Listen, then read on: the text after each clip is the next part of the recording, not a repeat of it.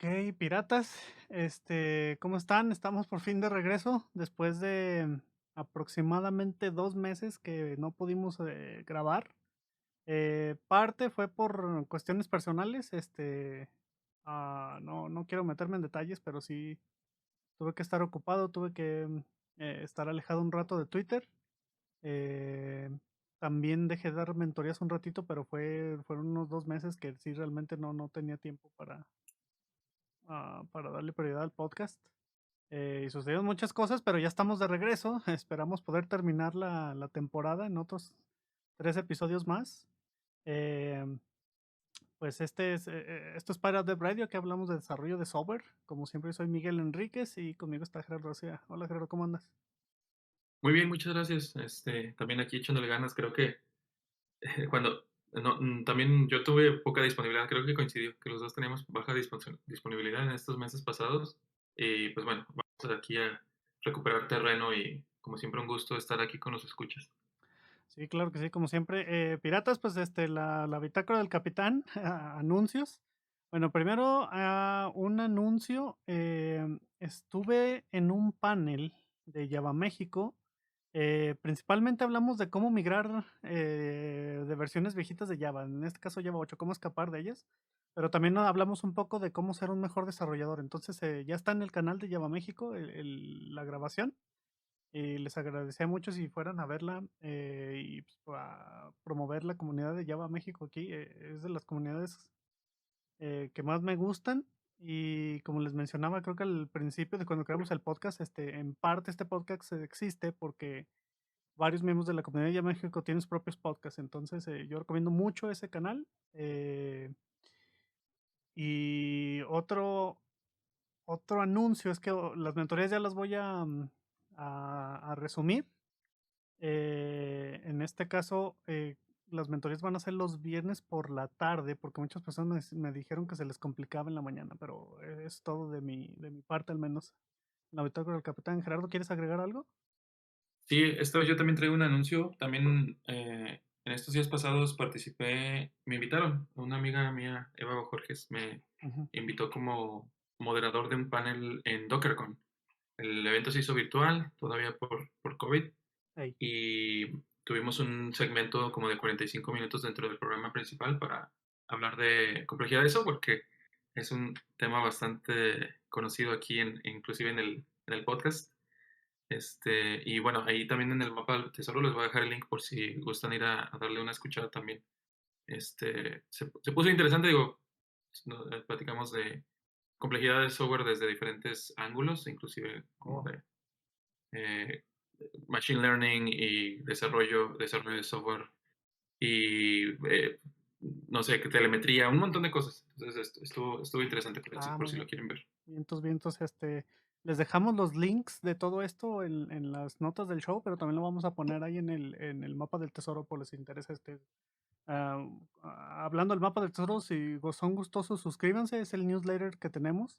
Sale al mismo tiempo que el episodio del podcast y ahí ponemos la mayoría de las veces los links que no pudimos hablar durante el show, pero también le agregamos ahí otras cosas, contenido curado pues por nosotros.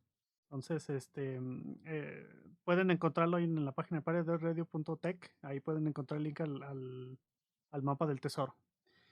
Y con eso, a menos que tengas otro anuncio, creo que ya podemos pasar a los links del show. Sí, no, adelante. Perfecto, a ver, vamos a empezar con de Sound of Colleagues. Me dio mucha risa cuando lo pasaste, pero a ver, platícanos. Sí, bueno, fue algo que encontré que se me hizo bastante como, no sé, apto para COVID, en estos días que estuvimos en COVID. Hubiera sido una maravilla si lo hubiera encontrado antes, pero hay gente que le gusta el ambiente de oficina y lo extraña. Entonces, como no vemos muchos que hemos estado trabajando remotos, no hemos tenido como ese ruido blanco de fondo para meternos en la zona de productiva. Y esta es como una forma de solucionar eso. Simplemente es una interfaz muy sencilla donde tienes unas opciones, hay unos sliders para subir o bajar el volumen de diferentes sonidos de oficina. Puedes hacer como tertulia ya, platiquería ya al fondo. puedes simular que hay un perro en la oficina, puedes el clickety clacata de los teclados, puedes inclusive este, que se escuche ahí de los aparatos esos de los para enfriar el agua, un refrigerador, no sé, hay como 10 cositas diferentes que puedes ajustar. Se me hace como algo muy entretenido y ingenioso. Ojalá y alguien me lo hubiera pasado antes. Está botana. Sí, claro. No, ¿sabes qué? Esto me recuerda, estaba yo buscando chamba y creo que me contactó alguien de una startup y se me hace raro porque decía que ya tenían clientes grandes. Era una especie de oficina virtual. Ujú. Entonces, estaba interesante el producto porque se veía un icono con tu cara y luego tú ibas a cuartos de la oficina virtual. Pues no sé quién diseñaba el diagrama de la oficina, pero tú puedes decir, ah, pues mira, esta es mi oficina virtual. Y tenían así como que en el demo una oficina de un edificio que sí existía. Entonces tú ibas a un cuarto y en cuanto entrabas al cuarto podías escuchar a todas las personas que estuvieron en ese cuarto. Y luego también había como proximidad, o sea, podías mover tu iconito en el mapa y si pasabas a un lado de un colega lo podías saludar y algo por el estilo. Se me hizo muy botana, pero sí dijo, es que como que hay mucha gente que, que extraña tanto la oficina que, bueno, y no tanto la oficina, sino la dinámica de estar en una oficina. O sea, no sé si te ha tocado, probablemente sí, de que quieres reservar un cuarto para una junta relámpago y nunca encuentras cuarto, pues querían hacer más o menos lo mismo. O sea, porque sí llegaba el momento en que decían, no, pues en este cuarto nomás pueden entrar tales personas ahorita. Y ya no te dejaba entrar. Entonces estaba muy botana. Y luego, por ejemplo, había que comedores y ahí podías escuchar a todos los demás hablando. Está inmersivo el concepto. Estaba Digo, inmersivo, sí. allá va a depender de tu tolerancia a qué tanto te quieres apegar qué tanto quieres hacer roleplay, básicamente. Exacto, eso es lo que yo pensaba. Esto es como un videojuego de oficina, así. Y luego ya después vi eso del metaverso y entonces dije, ah, ok, ok, por ahí va la cosa. Que es como Sí. pues no realidad aumentada, pero es como realidad alterna o alternativa, no sé cómo lo quieras llamar. Sí, no, la verdad hay opciones y van a seguir saliendo. Es lo que te digo, me gustaría que todo eso hubiera estado disponible al principio de la pandemia y hay muchas cosas que salieron ya después. Sí, Llegaron un poco tarde y ahorita ya mucha gente está regresando un poco de normalidad, entonces, o sea, sí, algunas de esas herramientas van a quedar en el limbo, otras no. Va a estar interesante ver eso. sí, sí, sí, tiene sentido. Bueno, pero así que vamos al siguiente link. En este caso, este se llama Ajá. Darling. A ver, Sí, platícame. es una pequeña interfaz, como que es como un nicho así de estas utilerías que son usadas para correr programas hechos para una plataforma en otra. Tú sabes que, por ejemplo, Eh, para correr cosas de Windows en Linux está Wine y Line es el opuesto para correr cosas de Linux en Windows y sí. como que ese ecosistema ya hay muchas alternativas. No hay tantas para cosas de macOS. Entonces se llama por eso Darling, por Darwin y Linux. Y es Oh, una herramienta para correr utilerías Mac en Linux. Y digo, no estoy muy al tanto que qué tanto soporte tenga o qué tanto empuje, qué tanta popularidad. Tal vez es el proyecto personal de alguien, no estoy muy enterado. Pero sí. estaba leyendo el sitio y en uno de los FAQs de las preguntas frecuentes es de que, bueno, ¿y esto no rompe las licencias de Mac? Eh, Y les dicen que no, que está basado en todo lo que Mac ha puesto como open source.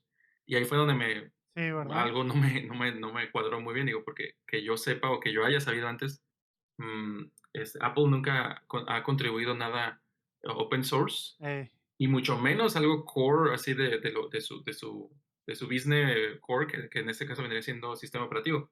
Entonces ya estuve ahí viendo algunos repos y sí, pues hay un empuje de Apple hacia el open source y eso me sorprendió bastante. Entonces, simplemente por eso se me hizo como digno de mencionar aquí. Oye, pero a ver, recuérdame bien, el sistema operativo de macOS está basado en NetBSD o algo así, ¿no? En sus orígenes sí, creo que era una versión de Unix que estaba basada en ese sabor de Unix, digamos. A final de cuentas sigue siendo basado en Unix y tiene Ey, hereda mucho de los modelos de cómo estructurar los recursos, o sea, todos los sistemas de archivos, directorio, todo eso es común.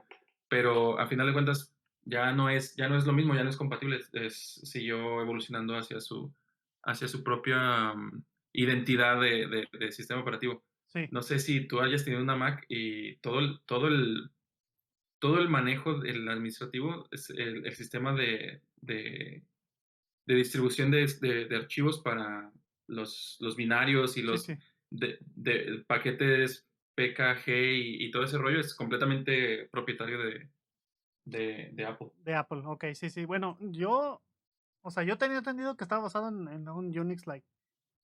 Ujú, También se me hace raro que ellos contribuyan open source, pero luego, hace poquito, bueno, y disclaimer, hace poquito estaba entrevistando con Apple, y una de las personas me dijo que ellos utilizaban mucho un proyecto de Netflix, ay, ahorita no me acuerdo el nombre exactamente, pero que ellos contribuían a ese proyecto porque lo usan mucho dentro ujú, de al menos de la parte, porque el cuate sí me dijo: "Apple es gigante, entonces puedes encontrar de todo", pero aquí, usamos mucho Java y usamos mucho tal proyecto de Netflix porque, nos pareció, útil, y al último ellos también contribuyen. No sé qué tanto contribuyen, pero, por ejemplo, yo sé que Wine, uno de los que más contribuyen es, ¿cómo se llama? Valve, ¿no? La empresa de videojuegos, porque lo ujú. usan mucho para Steam, al menos para juegos en Linux y Steam. Eso sí lo había escuchado antes. Pues está botando, nomás que se me hace raro porque ya hay muchos, bueno, ¿cómo les llaman los de Wine? Le llaman una interfaz de compatibilidad, ¿no? Y lo hacen implementando syscalls, si mal no recuerdo. Sí. Sí, Entonces, esto es algo parecido a eso.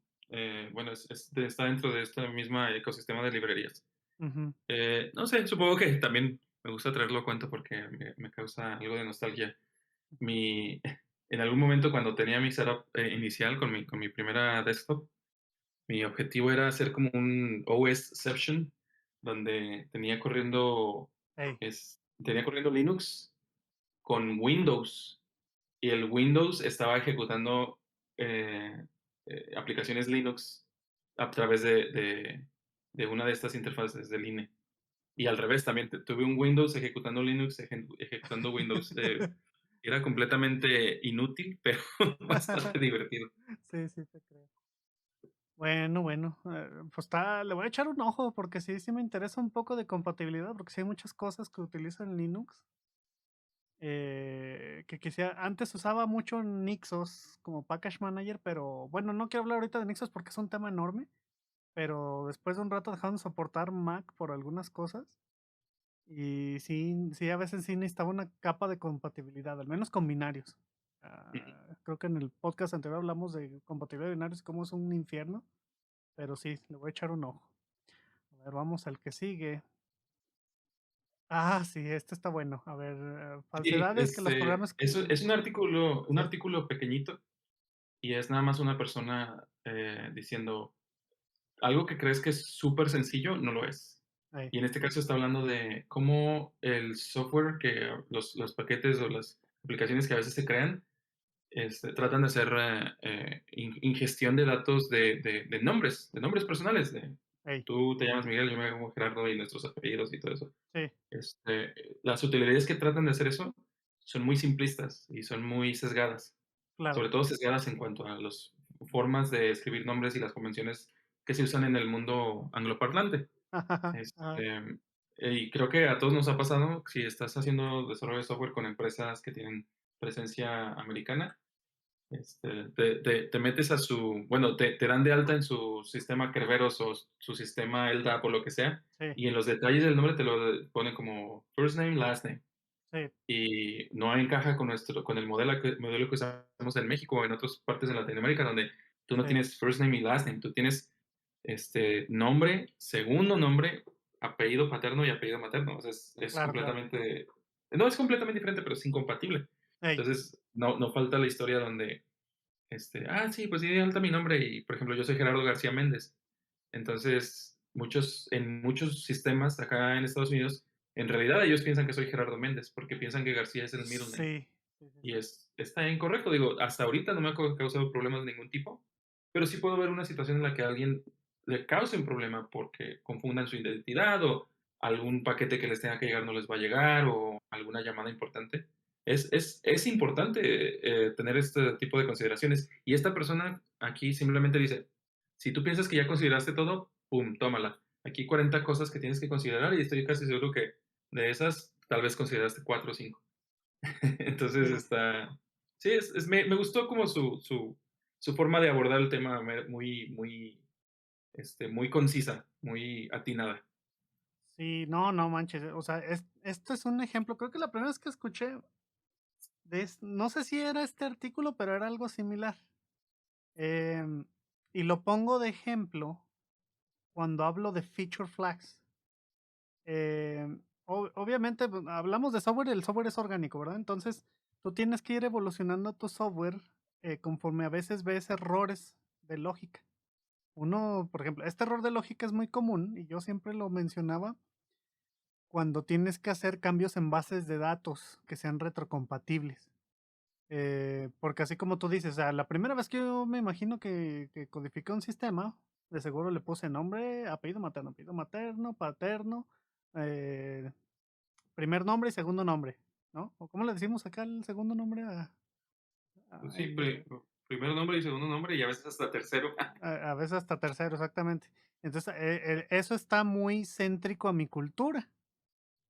Y luego te das cuenta de que empiezan las cosas así como que porque estaba trabajando en un software que era de China y entonces en China también nomás tienen ni siquiera es el nombre de familia y el nombre de pila, ¿sí me entiendes? Y siempre lo escriben al revés. Escriben primero el nombre de familia y luego el nombre de pila. Y así, al último me acuerdo porque vi un episodio de un podcast que se llama Open Enchilada y ahí invitaron a Miguel de Casa y él daba así como que una estadística, ¿no? De que los equipos que son diversos, que tienen equipos con alta diversidad, suelen cachar este tipo de problemas a la primera, ¿sí me entiendes? Y Ujú, suelen diseñar software que es un poco, digamos, mejor en ese sentido y por lo tanto desarrollan mejores productos. No me acuerdo la estadística porque pues él la dio, pero yo no me acuerdo porque dio un ejemplo similar a esto. Y como te digo, lo doy yo ejemplo de feature flags porque hay veces en que tienes que evolucionar tu base de datos donde pusiste tu cosa de que muy céntrico de tu cultura de que no, pues nomás apellido paterno, materno y demás. Y luego tienes que decir, no, pues ahora tengo que tomar en cuenta la gente que nada más tiene este un nombre, o sea, que no tiene apellidos. ujú, Eso me llegó a pasar con una persona de China. Y luego tienes que quitar la validación de que tiene que tener los 4 al mismo tiempo. Y luego tuve que agregar otro porque pues, teníamos otro edge case, le llamábamos. ujú. Y no, resulta que cuando empezaron a registrarse personas en otros continentes, empezó a tronar esa parte muy feo. Tuvimos que ir evolucionando la base de datos, pero no podíamos deshacernos de los registros que ya estaban antes, entonces creábamos un campo que se llamaba nombre y ahí que metieran los caracteres que les diera su gana. ¿Me entiendes? Y teníamos que hacerlo Sí. de tal manera que prendes el feature flag, usas ese campo, apagas el feature flag, te regresas a usar los otros campos. ¿Me entiendes? Sí, depende de tu caso de uso. Digo, tal vez necesites en algún momento, o sí me imagino así como integraciones con sistemas más antiguos Sí, que te digan, pues necesito que me des todos tus registros ordenados por apellido. Este, o sea, entiendo que haya un caso de uso así, pero son cada vez más raros los casos de uso así. sí, Este, por ejemplo, si de verdad necesitaras búsqueda, a lo mejor te podrías dedicar a implementar como un indexado, no sé, un Elasticsearch o algo así que sí, te dé más versatilidad, porque al final de cuentas no sabes, esto lo haces cuando no sabes qué tipo de búsqueda se van a hacer. claro. Este, pero no sé si me estoy yendo muy lejos. También otra cosa similar que he visto pasar es la paginación. Los sistemas de antes o los más viejitos Sí, te daban siempre la opción de paginación basada en índice y desfase. Y eso te daba la clásica paginita con el montón de numeritos abajo. claro. Y hay mucha gente que en ese tiempo, pues, estaba acostumbrada a ver eso como lo que era, o sea, como el modelo establecido. Sí, Si tenías un conjunto, registros tabulares, era esperado que tuvieras que tener una paginación. Y era muy sencillo porque había veces que hasta la paginación estaba, cada numerito tenía un link de un recurso en forma de URL. Sí. Podías hacer, como ponerlo como bookmark, lo podías compartir muy fácil. Era muy conveniente en ese sentido, pero a final de cuentas, muchas empresas se dieron cuenta de que este era un caso de uso extra, que en realidad no tenía nada, mucho beneficio. Y ahora si ves cosas modernas, o sea, empresas que le meten a UX, a UI, y rara vez te ofrecen, casi no, yo ya casi no he visto nada moderno que contenga paginado basado en desfase. Y casi siempre los paginados ahora son concursores. Entonces, se puede hacer porque lo que tengas que hacer con búsqueda lo haces con búsqueda. Ya no necesitas tener una posición absoluta dentro de un sistema de registros. Creo que me fui por una tangente medio Sí, sí. curiosa, pero me recuerda mucho a esto que estabas comentando de cómo de simplificar los modelos, simplificar los procesos de una forma de que no te des un tiro en la pata después, mientras, si lo puedes generalizar un poco para otros casos, eso es mejor. Y creo que aplica en las dos cosas que estaba comentando. Sí, sí, pues es lo que te digo, hay veces en que uno hace un modelo simplista en la mente y luego ves que tienes que evolucionarlo por tanto edge case. Y aquí, no manches, aquí listan como 40 edge cases. Ujú. Entonces, hay veces en que sí, sí, no, o sea, sí, sí me ha tocado principalmente por el shock cultural, ¿no? De que llegas a otro lado y así como tú dices, a mí me llaman mucho López. Mis nombres de usuario siempre son Miguel López en lugar de Miguel Enríquez, por lo mismo. Entonces, sí, nomás para tener en cuenta eso, a mí se me hace curioso, digo, si es posible tengan pruebas de usuarios de diferentes culturas, porque ahí luego te das cuenta de muchas cosas.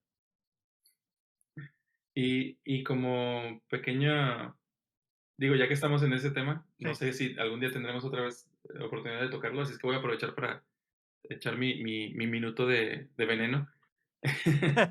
Este, los sistemas en México, sobre todo de sistemas hechos para dependencias de gobierno, es como todo un zoológico de implementaciones que son incompatibles entre ellas.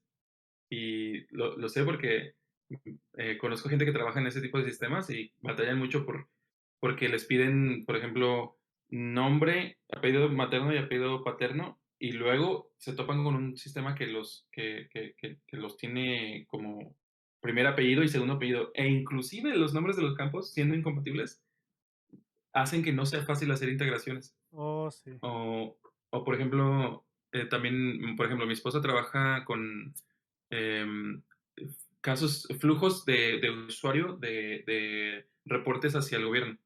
Y entonces el gobierno mexicano también recientemente tiene una idea para todas las cosas fiscales, que en ese es el RFC. Todos Sí, tenemos un RFC, tiene un nuevo clave, así es que en teoría debe ser único. sí. Pero les está llegando por el otro lado. Bueno, por ahí me enteré de que mandaron un comunicado de que ahora, aparte de pedirte el RFC, te van a pedir el nombre de la entidad que está haciendo la emisión de las transacciones Oh. y el nombre, no solo el RFC, el nombre tiene que hacer match con lo que ellos tienen Ah, sí. registrado, Sí, sí, sí. carácter por carácter, letra por letra. No. Y cualquier persona de sistemas que esté viendo este comunicado se está jalando las greñas de cómo es posible que estés duplicando la función de un IDE con algo que ni siquiera se asemeja a un IDE. Pero ya investigando un poquito más, entiendo también un poquito este, la, la, cuál es la lógica o el espíritu detrás de esta recomendación. Está también un poco interesante si lo ves desde el lado de cómo puedes abusar de este sistema, porque a final de cuentas tú puedes tener varias entidades fiscales Ey. y cada una de esas entidades fiscales va a tener un RFC diferente, pero tú engañas a los que hacen transacciones contigo porque comparten el mismo nombre. La Oh, ya. entidad financiera, puede haber una entidad financiera con el mismo nombre y tener muchos RFCs, y esa relación de uno a uno se rompe, Ah, y ya. eso es una forma de hacer fraude. Ok. Entonces, No, ahora bueno, también ya lo van a hacer a nivel de nombre para evitar las fraudes. esos casos. Me sorprendió porque la verdad sí hay un caso de eso, pero no creo que esta sea la mejor forma correcta de solucionarlo, pero hay una lógica. Por lo menos no Claro. está haciendo más hecho a lo burro.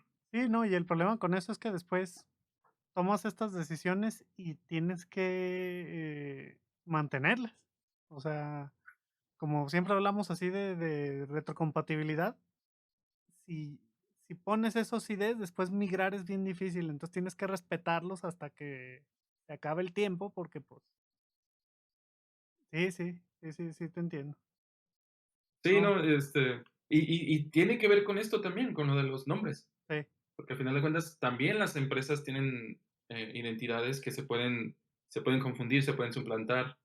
Entonces, sí, ¿cómo haces una librería que te maneje esa identidad? Sobre todo si estamos hablando de actores malintencionados. claro. Es bastante interesante el tema. Sí, fíjate, ese es un buen punto. O sea, estos son edge cases, pero ninguno de estos han de ser malintencionados. Ahora imagínate a alguien que sí. Sí, Completamente. sí, sí, sí. Ok, vamos a la que sigue. A ver, Framework Laptop with Ubuntu Review. A ver, esto sí ya lo había Am, escuchado, pero a ver, quiero ver tu opinión. no, no, adelante.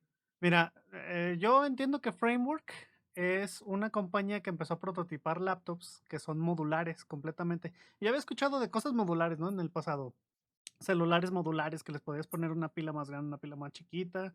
Les podías poner diferentes entradas de audífonos o quitar la entrada de audífonos como tal. Y aquí Framework, a lo que entiendo, es que ellos usan USB 3.2 para que tú puedas meter no nomás periféricos, sino también puertos. Porque esto a partir, me imagino, que de Apple, del port gate, de que quitaron un montón de puertos, a lo mejor dejaron USB-C y Ujú, Thunderbolt. Y a lo que entiendo, bueno, yo vi varios reviews de estas laptops. Uno de ellos es el Linux Tech Tips, ese cuate lo sigo desde hace mucho tiempo en su canal y él mismo dijo, disclaimer, voy a invertir en esta compañía porque yo sí le veo un montón de utilidad a esto. Y aparte les dieron unos reviews de reparabilidad que estaban por los cielos, o sea, literalmente la laptop la diseñan para que tú la puedas abrir, cerrar y cambiar cualquier parte. Entonces eso es ujú. también muy importante porque pues hay muchas marcas de laptops que ya te vienen con la memoria soldada, y vienen llenas de esto y lo otro, pero pues sí, de alguna otra manera afectan la forma en que tú lo reparas. Sí, Ahora, mi opinión es que yo quisiera esto, pero en high end. O sea, como que una computadora de framework está bien para, por ejemplo, ¿qué te gusta? Mis hijas. Así cuando ellos quieren jugar Minecraft o algo chiquito, pero yo cuando quiero hacer algo así de como de programación, los specs que traen todavía se me hacen medio escuetos. Aunque sí, sí está muy, muy a prueba del futuro. ¿No? ¿Cómo te refieres? Future proof. Pues sí, o sea, sí están pesadas a futuro, aún así yo quisiera algo que tú pudieras cambiar no sé, el socket, ¿sí me entiendes? Para ponerle procesadores mejores, aunque no sé si eso es factible, pero a ver, dime tú. sí, no, te entiendo completamente. Uno, o sea, la intención de esta compañía de como de abrir este segmento de hardware es completamente aplaudible. O sea, me encantaría que llegáramos a un punto en el que tú puedas jugar con tus cosas, desarmarlas, volverlas a armar, ponerle más aquí, ponerle más allá. Tú sabes a qué te metes, tú sabes en dónde investigas, sobre todo ahora que ya todo está en YouTube. Debería ser muy accesible para la gente llegar a ese conocimiento y ya cada quien se sentencia con su propia. Digo, si te la friegas, pues ya es tu rollo, pero eso siempre ha sido así antes cuando, no sé, el clásico señor radio loco que tenía su puestito en la esquina y te arreglaba las televisiones Claro, y los radios, pues es lo mismo. Deberíamos de tener ese derecho a hacer y deshacer con estas cosas que sí, pagamos dinero para obtenerlas y deberíamos ser dueños un poco más allá de solamente usarlos. Entonces, estoy completamente de acuerdo en eso. De la empresa Framework en específico, em, han hecho muchos cambios muy, muy interesantes. Al principio yo que los revisé, dije así como que, está interesante la propuesta, ya tienen como unos 4 o 5 años en el mercado. sí. Pero sus primeras laptops sí, este, sí parecían unos Frankenstein. Están todas bellitas. Y Sí, estas últimas iteraciones están muy, muy sí, bonitas, están la guapas, sí. verdad. O sea, no, la verdad, quiero una. No, no, ahorita no tengo necesidad ni nada, pero tal vez me gustaría en algún momento comprar una, porque sí, se ven bonitas. claro. y tienen esa genialidad de que puedes exponerle lo que tú quieras o cambiarle. La otra cosa que me gusta es de que tienen kill switch para las partes del hardware. Por Hardware, ejemplo, sí. hay un switch de hardware que te mata de la corriente bueno, el acceso físicamente a la cámara o al micrófono. Ey. Y la gente que está muy metida en cosas de privacidad es la panacea. Entonces, sí, estoy Ujú. totalmente de acuerdo. Lo que decías de consolas, no sé si para allá vaya Stream Deck. No sé si hayas escuchado el anuncio hace como 5 meses, creo, anduvieron con ese anuncio de que Ajá. Steam iba a sacar su propia consola. Sí, Pero en realidad no es una consola, es una PC en portátil. forma de consola. Sí, sí, sí. Porque la arquitectura es completamente de PC. Entonces, mucha gente, de por sí ya hay gente que le encanta hacer el hacking y de meterse, aunque no haya diagramas y aunque no haya nada de hecho, de todos le dan en la torre y la desarman porque la desarman. Y Claro. eso va a ser mucho más fácil porque la arquitectura de PC es más amigable para esas cosas. Entonces, Ujú. tal vez si hay suficiente gente moviéndole en ese rollo, Steam va a hacer como que, ahí te va el expansion pack de la consola y Ándale. algo le pueden poner ahí unos PCI ports o una hilera de puertos extra o algo, no sé, se me hace que tiene más posibilidad que las otras consolas que han salido. A mí también se me hace algo así como que situacional, ¿no? Em, a mí me gustaría, por ejemplo, que la computadora que tengo le pudiera quitar un puerto USB y cambiárselo, no sé, por un Thunderbolt. Em, Hay otro puerto que es como así como para discos. Ujú, Ahorita no me acuerdo el nombre, pero sí quisiera uno de esos para hacer respaldos rápidos y luego regresar mi laptop a, ¿cómo te diría? Al puerto anterior, ¿sí me entiendes? ujú. O sea, eso también se me hace bien. Esperemos que evolucione esto un poquito más porque sí, necesitamos así como que competencia. O sea, ahorita muchas computadoras y muchas empresas empiezan a hacer todo con obsoletización planeada y también eso no está chido. O sea, porque sí, sí veo, por ejemplo, computadoras que he comprado y dices, no, o sea, están ya en 3 años, ya no se puede hacer nada. ¿Sí me entiendes? Pues ahí es donde sí le pienso, ojalá hubiera más, más proyectos como este. Eh, y sí, ahí voy a terminar mi punto. Sí, no, vamos a ver qué siguen echando, qué siguen produciendo y ah, ahí te digo si sí me decido a comprar la Ándale, laptop, la framework. ya estás. Ok, si quieres, entonces ahora vamos al que sigue. Este está medio raro. Am, a ver, ¿cómo manejar 80 terabytes y 5 millones de vistas en páginas con $400? A ver, conmigo. Hablando de frugalidad, Sí, porque uno de los valores del decálogo de valores de mi empleador es frugalidad. Entonces, esto sí está bastante en línea con eso. Se me hace bien como, este artículo me llamó la atención porque está como muy bien estructurado en cuanto a qué, qué operaciones están haciendo, cómo las miden, cuáles son las decisiones que tomaron para poder llegar a esta eficiencia. Sí, es un stack bastante barato, en el buen sentido de la palabra. Nada más aquí el catch o la jiribilla es de que mucho de su contenido es estático. claro, Esta página, bueno, estamos en el URL del blog post, pero el sitio principal es para descargar assets de, sí, assets para construcción de mundos virtuales.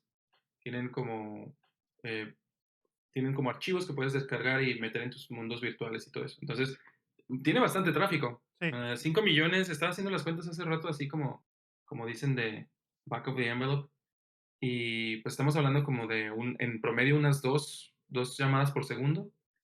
Pero tienen picos ahí en algunos de sus dashboards, estás viendo que tienen picos, incrementa un 100% las llamadas, entonces estamos hablando de picos tal vez de unas 5 llamadas por segundo. En términos de escalabilidad no es así como un montón, porque es algo, o sea, muchos stacks modernos te soportan eso y más, pero sí, o sea, que lo puedas hacer por $400, está muy decente. sí. Ellos mismos empiezan diciendo, ¿sabes qué? La mayoría de la chamba la está haciendo Cloudflare. Y Cloudflare es una solución de distribución de contenido, en red, o el CDN, y, y están haciendo como jugando ahí con un poquito con las políticas de caché para, cosas que saben que no van a cambiar, le dan una política de hacer el ciclado de la política de caché de 24 horas. Y cosas más, digamos, movidas, las hacen de solo una hora o de solo unos minutos, va a depender mucho.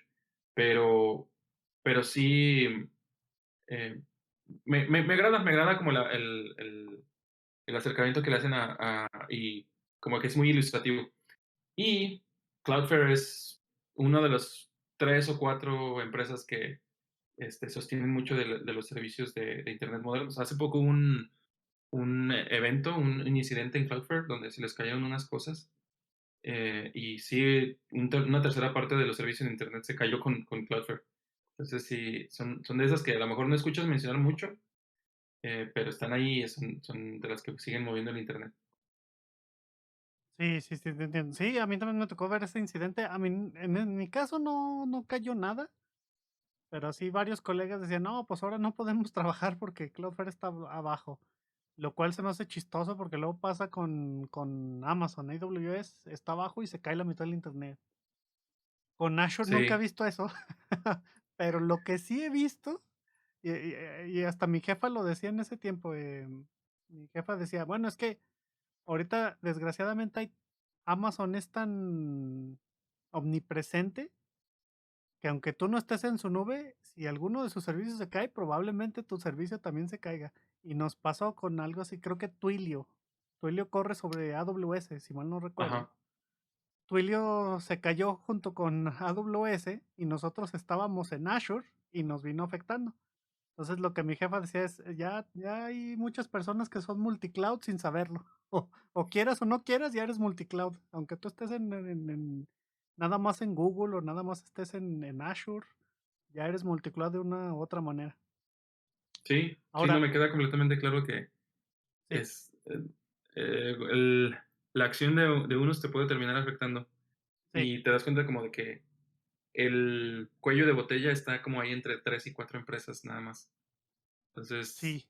cuando en realidad te pones a investigar cómo funciona todo esto, está puesto sobre palillos, básicamente. Sí, y luego también he escuchado comentarios así de como que no hay infraestructura que sea gratis, ¿verdad? Este artículo me recuerda cuando yo, bueno, de seguro conoces 4chan, ¿verdad?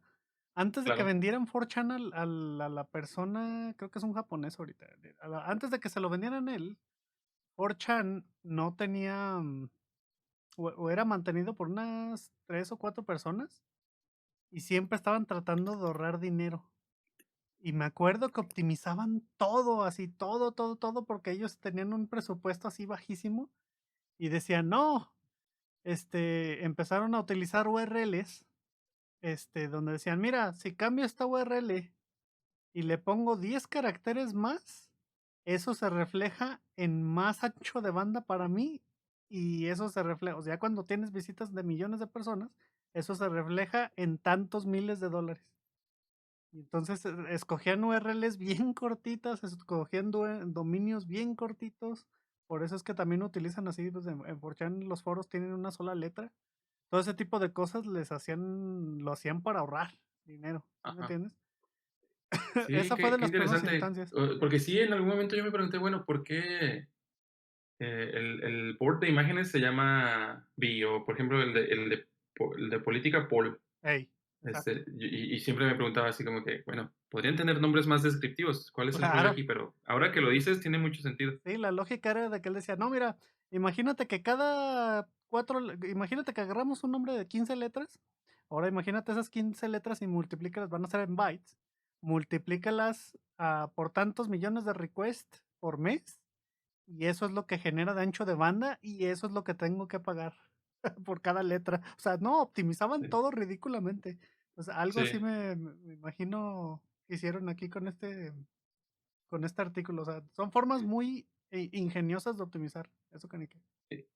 Y otra pequeña tangente, bueno, porque me tocó conocer a Christopher Poole, que fue Ah, el neta. fundador de 4chan.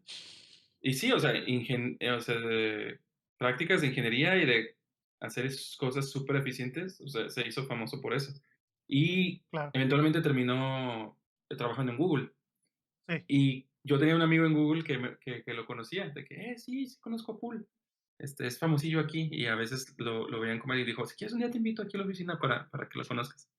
Y sí, platiqué como, no sé, 2 minutos con él, así como: ¿qué haces? No, Sí. que aquí, que sabe qué". Estuvo botana, pero era tan famoso internamente en Google que como que la gente se la pasaba mandándole memes. Y dice mi compa que terminó saliéndose de Google por lo mismo. Ah, qué triste. No, pues Pero mira, sí, es el que lo conocían como Moot. el mood sí, sí, sí, a fuerza. Bueno, el Mutikins, también lo conocían así. Exacto. No, no Pero manches. bueno, no quiero dejar ver qué tan Sí, amplio es mi conocimiento de 4chan. No, qué eso no nostalgia sé qué eso. tan bueno sea. Sí, no, no, ya no hablemos de eso porque luego ¿cómo se llama? Me voy por las ramas. Bueno, pero ahora sí vamos a hablar de el otro artículo que traemos y este es el que tiene más carnita. A ver, ¿Is this madness ever going to end? Está medio apocalíptico esto, pero a ver, explícame. Sí, nuestro tema preferido tal vez también en este podcast, que es complejidad de software. Y al parecer esta persona, digo, también ya está hasta el copete. Y todo este blog post es un rant así horrible. Bueno, no horrible, o sea, digamos que bien argumentado, algo extremo en ciertas cosas, pero sí, o sea, básicamente lo que esta persona argumenta es, nuestros browsers están hechos principalmente y en mayor medida para entender HTML. ¿Y qué es lo que hacemos? No, en vez de eso le damos un montón de JSON y un montón de código para interpretar ese JSON Ok, y hacer un montón de operaciones en el cliente innecesarias. Y él dice, bueno, ¿por qué nos hacemos esto nosotros mismos? ¿Por qué no hacemos cosas más sencillas para el usuario, que se desempeñen mejor, que tengan menos tiempos de espera? Dice, y todo es por esas optimizaciones que los ingenieros les gusta hacer. Porque sí, es muy conocido en la industria, lo que quieres es generar valor. Y a final claro, de cuentas, si mucho si necesitas traspasar procesamiento del servidor al cliente, es un buen intercambio es una buena estrategia siempre y cuando eso te permita avanzar más rápido, entregar sí, cosas, no funcionalidades o lo que sea, más rápido. Y hay muchas empresas que hacen ese intercambio.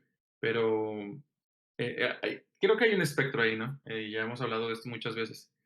Y esta sí, persona dice, no, no, no, no, yo me gustaría vivir en un mundo donde todo el mundo nos dedicamos a crear HTML. Es más, la representación binaria de más bajo nivel que podamos hacer, mandar eso sobre la red y ya que eso sea. lol. Ok, Está debatible, ¿no?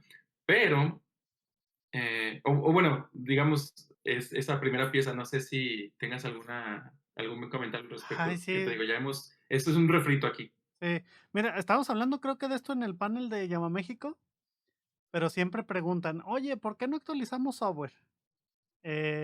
Y yo les digo, el mayor punto de contención que siempre veo es o entregamos nuevas características a nuestros usuarios para hacer más dinero o actualizamos nuestras dependencias.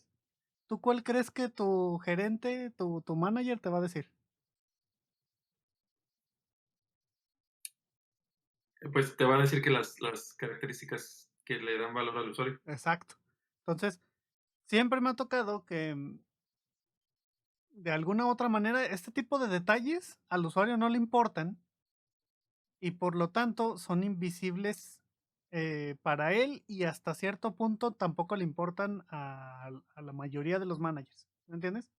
Pero tú Ujú, tienes el que, para mí es bottom up, ¿sí me entiendes? Tú tienes que hacer este tipo de cosas o de optimizaciones, pero esas optimizaciones son como para ti, ¿sí me entiendes?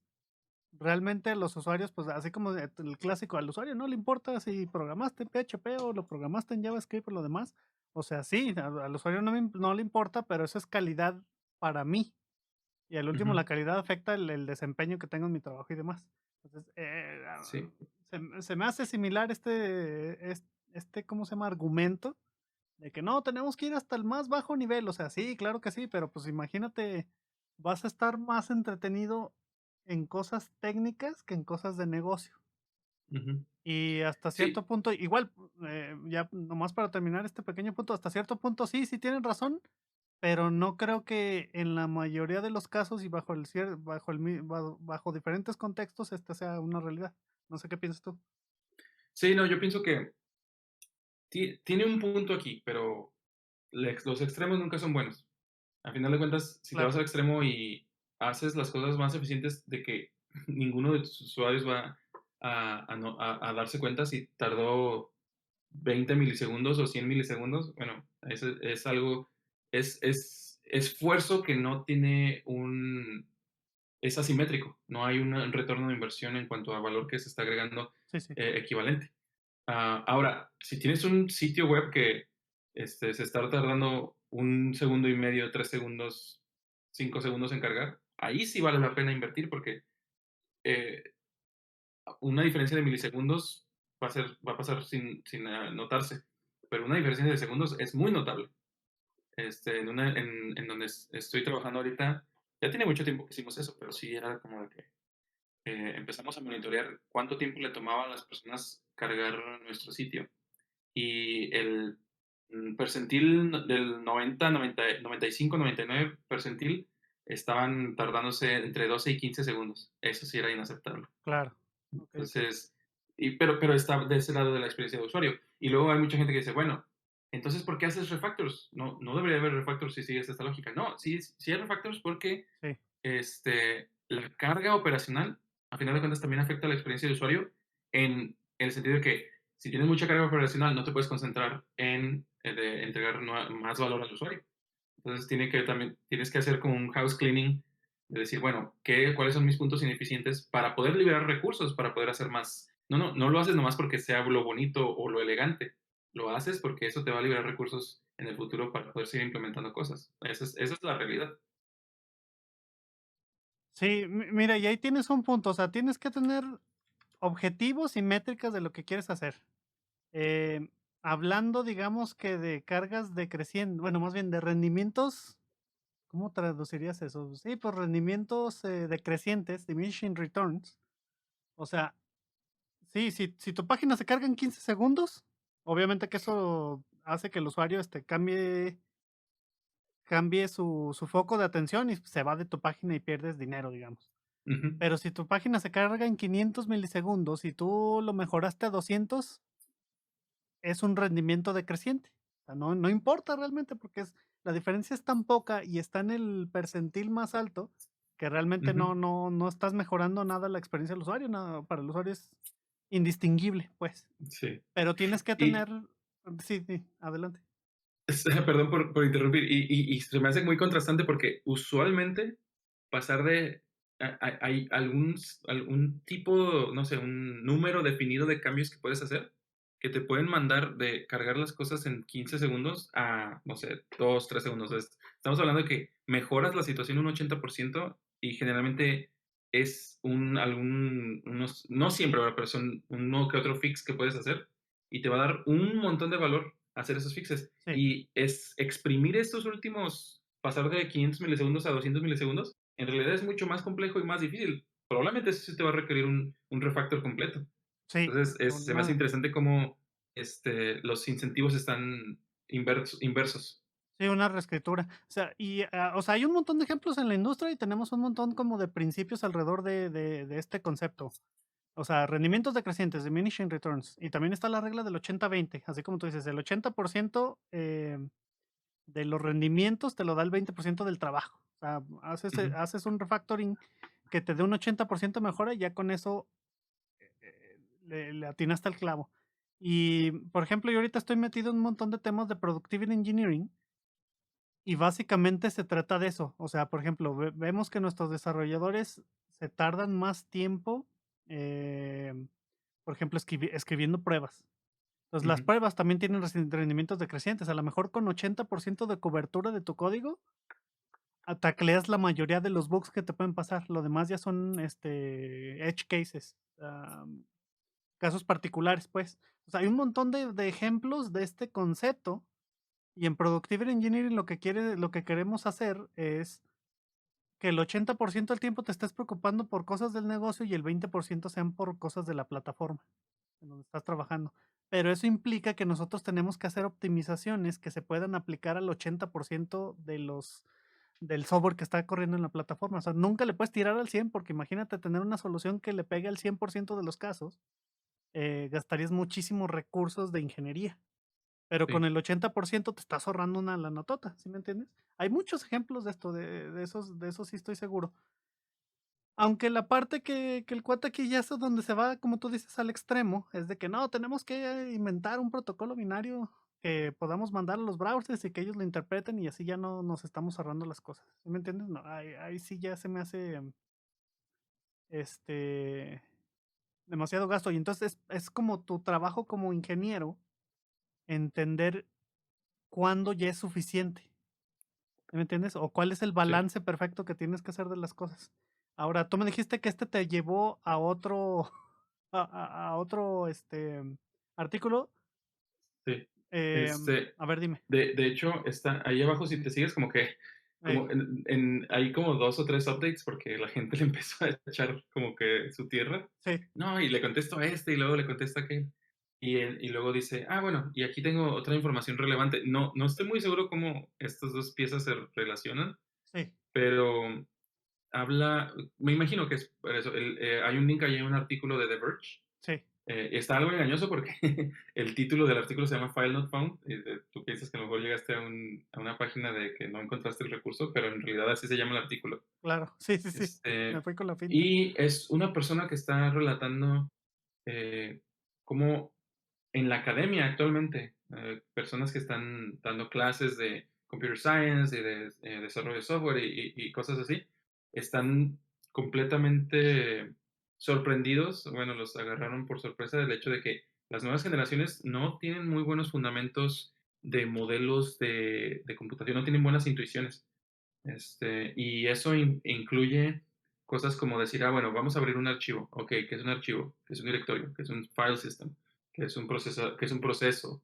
¿Qué es una red? ¿Qué es no sé, qué es eh, una memoria de acceso aleatorio? Sí, No tienen nada de esto, no solo porque no se les enseña, o sea, están en la escuela para aprender, pero inclusive enseñándoselos, esos conceptos son muy difíciles de enseñar en estos momentos. Y el mismo artículo se le atribuye como a esa tendencia de que los que nos metimos en desarrollo de software e ingeniería informática y todas estas ramas parecidas, lo hicimos porque teníamos en nuestra mente lo que una computadora era y tal vez tuvimos la suerte de tener una computadora en la casa o interactuar con una computadora, una desktop que era, no sé, un sistema operativo Windows o a lo mejor otro sistema operativo más exótico, pero tuvimos la oportunidad de meterle mano, de sí, jugar con ella, de tratar no sé, me viene a la mente un poco de lo que hablábamos con la de la computadora framework. Es a nivel de hardware, pero a nivel de software también es lo mismo. O sea, a final de sí, cuentas, de que tú puedas hacer las cosas modulares y ver dónde funciona algo y dónde no funciona, te da mucho poder. Y estas nuevas generaciones, bueno, no quiero echarle combustible a esa lumbre ya prendida de la brecha generacional, pero sí están así haciendo específicamente la mención de que son las generación Z y personas que ahorita están en sus 18, 20 años, que no tienen esa noción porque solamente conocen celulares. sí, O sea, a final de cuentas, un celular no te va a dar esa forma de ver cómo funcionan las cosas por debajo. No te va a dar tanto ese modelo mental. Y se ve en eso, o sea, bajo la experiencia de estas personas de la academia, se ve que a final de cuentas es un gap que ellos tienen que luchar por cerrar y que es más difícil cada vez como darse a entender qué significa. Está bastante interesante el artículo. Y sí, es lo que digo, no sé cómo se relaciona con el artículo original, del rant de de otra persona. sí, Me imagino que porque es como las capas de abstracción se hacen tantas que ya es difícil discernirlas, sí, pero ándale. está interesante este argumento. Mira, aquí yo pienso que entran dos conceptos. Uno es el concepto del software sobre el tiempo. No sé si has escuchado la palabra anacronismo. Em, Déjame darte un ejemplo de un anacronismo aquí en ciencias de la computación. Yo, por ejemplo, no sabía por qué existían los caracteres Carriage Return y New Line. Ujú, Y es porque hay, por ejemplo, yo vi a lo mucho en mi vida, yo he visto 2 veces una máquina de escribir, ¿sí me ujú, entiendes? Carriage Return es porque regresabas el carro de la máquina de escribir, ¿sí me entiendes? Entonces, ujú. la persona que estaba desarrollando ese software estaba acostumbrada a ver máquinas de escribir y por eso es que hizo el concepto análogo en una terminal, ¿sí me entiendes? Entonces, ese es como un anacronismo de cosas que ya están en desuso, pero que sin embargo los conceptos existen en una nueva tecnología, pero ya nos olvidamos de por qué existen. ¿Sí me entiendes? Ya nomás Sí, así como que te lo enseñaron así, pero nunca te dicen cuál fue el origen de todo eso. Esa es una. Y luego la otra que dices es las capas de abstracción.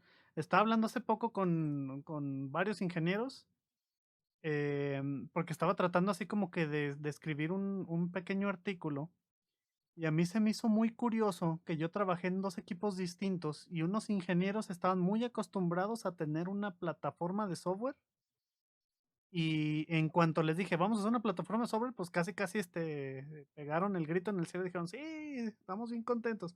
Y trabajé en un equipo donde no conocían que era una plataforma y obviamente fue muy difícil venderles el concepto, ¿sí me entiendes? sí. Y es porque nunca habían visto una capa de abstracción que hiciera eso. O sea, los ingenieros que ya sabían de plataformas, ellos decían, no, pues yo desarrollo mi aplicación y yo realmente ya no sé dónde corre. No sé si está corriendo una AMI, no sé si está corriendo en Kubernetes, no sé si está corriendo en Lambdas, pero pues yo nomás la programo. ¿Sí me entiendes? Y los otros sí eran como que más así de que, yo tengo mi data center y en mi data center ya sé dónde corre, es más, puedo ir hasta el servidor y decirte, aquí está corriendo mi aplicación ahorita. ¿Sí me entiendes? Entonces ellos no entendían muy bien el concepto de una plataforma porque la plataforma abstrae todo eso de ellos. Em, y, y- y en ese sentido, cada nivel de abstracción que le ponías hacía que tuvieras, no sé si decirlo así, pero hacía que los ingenieros se dejaran de preocupar completamente de eso.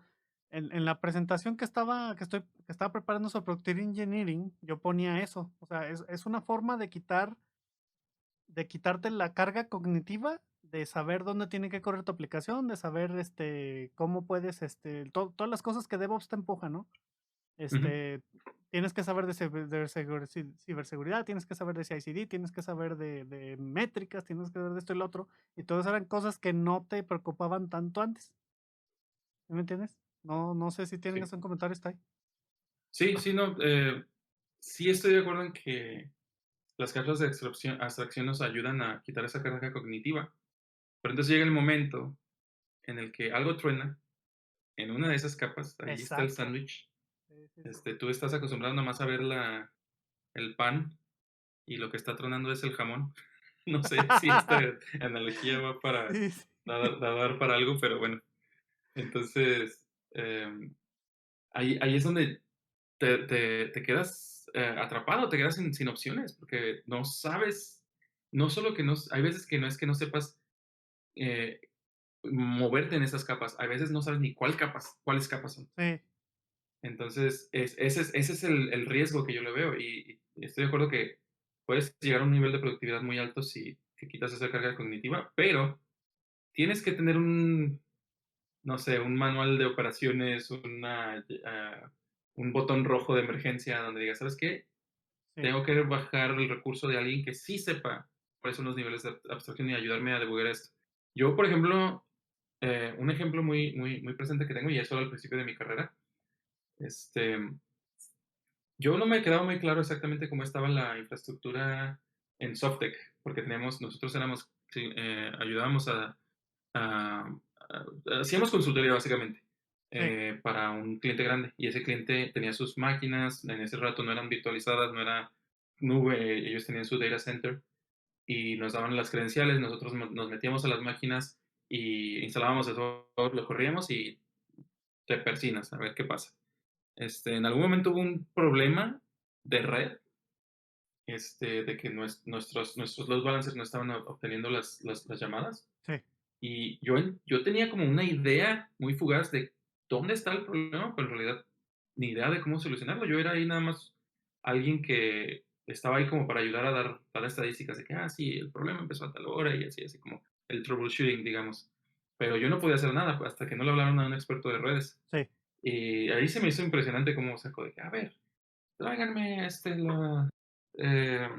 la configuración de la IP, de los IP tables. Luego, cuando te empiezan a hablar de IP tables, ya sabes que Y bien, es un rollo serio. sí, es bajo nivel. Y luego que voy a instalar el Wireshark en tu nodo y que vamos a hacer un dump de los logs y que todo eso.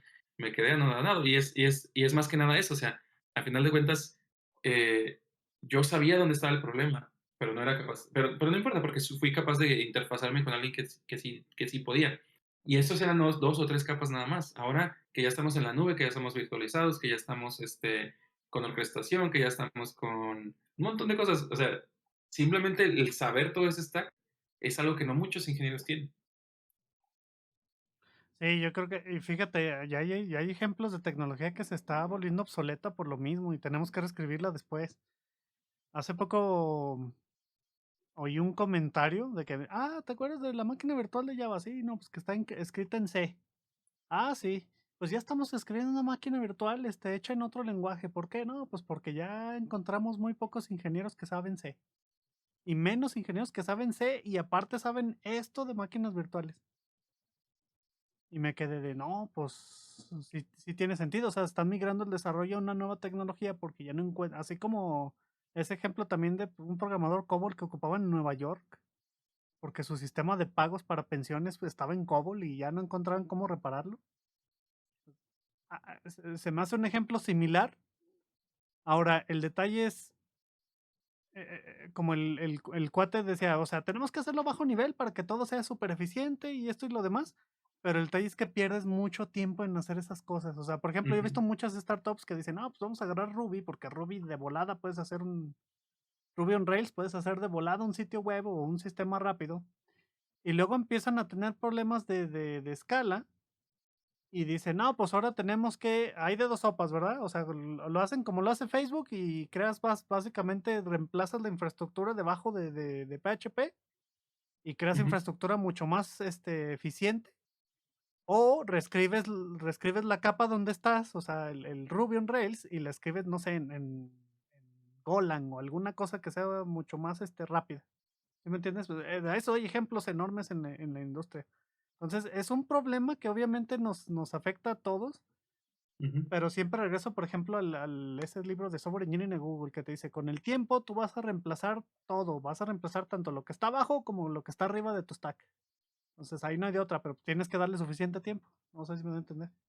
Sí, sí, sí, sí te das a entender, pero ahí también ya es como la dinámica de qué tipo de ingenieros trabajan en qué tipo de proyectos. Claro. Y porque hay mucha gente que es muy purista y dice, pues si no sabes todo esto, una lista enorme así, todo lo que te decía de las capas de modelo Sí. OSI, este, de entrega de paquetes de TCP y así, todo el stack Sí, desde sí. arriba hasta abajo. Y te dan mucho ese rollo de que si no sabes todo esto, no eres ingeniero. No creo que sea así. Creo que sí puedes ser un ingeniero competente si tienes nada más tu sección del stack y te enfocas en ella y eres proficiente en ella, Sí. pero creo que sí tienes que tener esa versatilidad de poder solucionar problemas y comprender literatura y saber entender cómo interfazarte con otras personas que sí tengan ese contexto. Claro, claro. Entonces, siempre y cuando conserves eso, creo que puedes ser un ingeniero eficiente, no importa cuál sea el enfoque que le des a tu rango de conocimiento. Sí. Y yo lo veo mucho, por ejemplo, tenemos un programa donde hemos estado eh, contratando gente que se hace cambio de carreras, le llaman el Apprentice Program. Ey. Y se me hace interesante y como un poco de justicia social porque hay gente que no tuvo esa oportunidad de crecer y tener la oportunidad de aprender computer science o software engineering y lo están haciendo ya más tarde en la vida y es gente capaz, pero no les puedes exigir que tengan todo un conocimiento de alguien que llevó un programa de 4 o 5 años en una Universidad. carrera. Sí, sí, sí. Entonces, el potencial ahí es lo importante y el que tengan esa habilidad de interfazar, esa curiosidad, esas ganas de aprender y se pueden hacer muchísimas cosas con gente comprometida que tenga esa potencial. Sí, claro, bueno, es como tú dices, hay extremos. Por ejemplo, existe la clásica pregunta de entrevista: ¿qué pasa cuando escribes en tu navegador Google? Y me acuerdo que había un repo de GitHub que te decía todo, o sea, desde, si tu teclado tiene interrupciones de hardware, cuando aprietas la tecla G, este, pasa todo esto, y luego te describen así, se manda una señal eléctrica a la motherboard, y luego la motherboard lo agarra, y luego la motherboard, el que tiene un controlador de BIOS que le manda una señal al kernel, y bla, bla, bla, bla, bla, bla, bla, ¿verdad? Entonces, Ujú. por ejemplo, tú y yo que tenemos carrera técnica y tenemos universidad, podrías decir que entiendes el 90% de todo eso, pero ¿de qué te sirve entender el 90% de eso? ¿Sí me entiendes? Sí. A fin de cuentas, lo que tienes que saber es, se mandó una petición HTTP, regresó una respuesta y pues ya la respuesta la rendería el browser. ¿Ah? Ajá. Eso es así como que los términos de alto nivel y precisamente son abstracciones sobre todo lo que pasa.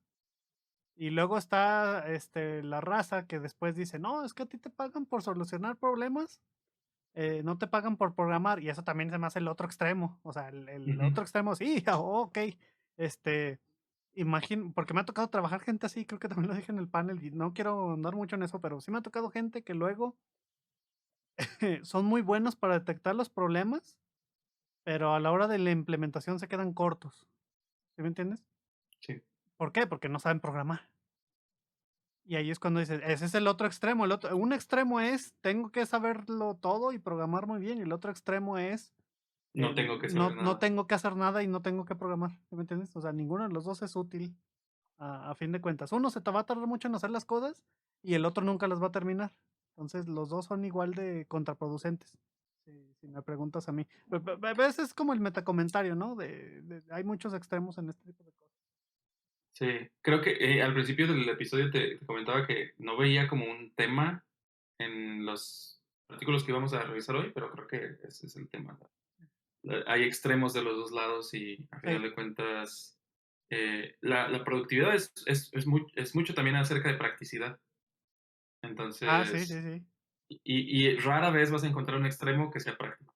Los extremos casi siempre son idealistas, por definición. Sí, y fíjate que me entrenaron para hacer entrevistas técnicas y una de las cosas que siempre decían es, tienes que enfocarte en que la persona sea práctica. Tienes que enfocarte en que entregue código que resuelva el problema. Y luego ya, eso es lo más importante. Lo siguiente es que el código sea mantenible o de menos de que no sea código de muy baja calidad. ¿Por qué? O sea, porque no nos sirven de nada filósofos que nada más se van a estar preguntando y pegando en la pared cuál va a ser la mejor solución para este problema, pero la mejor solución. Y también no queremos gente que nada más eche código así a lo bruto hasta que encuentra una solución por fuerza bruta, ¿sí me entiendes? Por Ujú. brute forcing. Entonces tienes que contratar gente que sea pragmática. Ahora dicen, hay dos tipos de gente pragmática, ¿verdad? Hay gente que es pragmática que, ¿cómo te diré? Que son innovadores. O sea, tratan de buscar soluciones, pero siempre piensan así como que, aparte de la solución, ¿cómo puedo innovar? Y hay gente que realmente no, esa gente es buena para talacha. No innovan mucho, pero son muy buenos para la talacha. Entonces, Ujú. tenemos que tener un balance de esas dos, porque unos son los que mantienen la empresa trabajando, como que dice, son los que traen el pan, y los otros son los que le traen negocio a la empresa. Entonces, tienes que tener un Sí. balance de esos dos tipos de personas.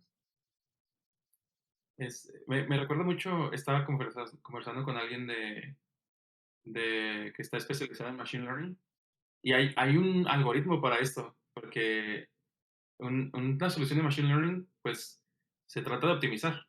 Al final de cuentas, tienes que tener un balance entre, cuando estás entrenando un modelo, Sí.